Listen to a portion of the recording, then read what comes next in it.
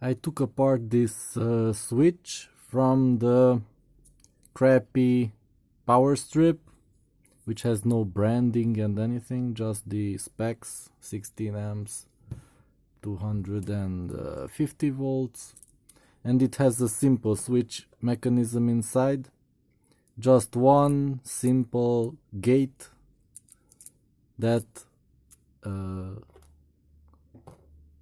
moves from one side to the other, held in place by this spring, bending one way and the other way, held in by the cap, and also this part, which had this light mounted on it. I took it out because I don't need it. It just heats up the switch. This is not really a good idea. So I will put it together with without the light and maybe use it for something. It looks quite sturdy.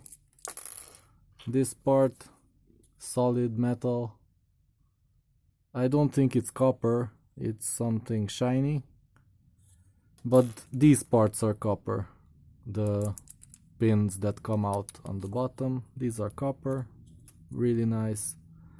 And there's an indentation where the switch ball, whatever, this thing, where the contact is made, it's pointy, and that goes into the copper plate, and they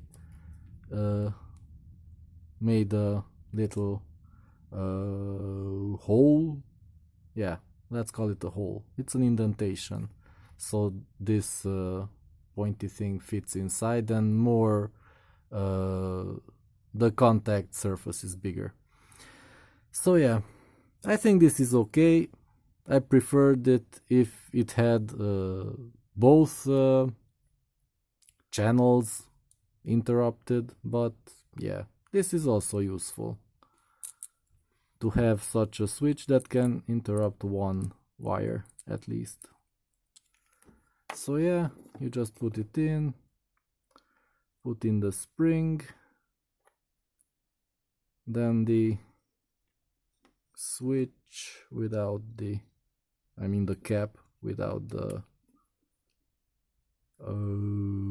light, and it was in the, they put some goo on here, some brown stuff, I don't know why, but that goes to the spring. On the spring side, like that, and you just press it in, and it should work. Yep. That's all it is. For 3 pieces of plastic and 3 pieces of copper and metal and a spring. Yeah.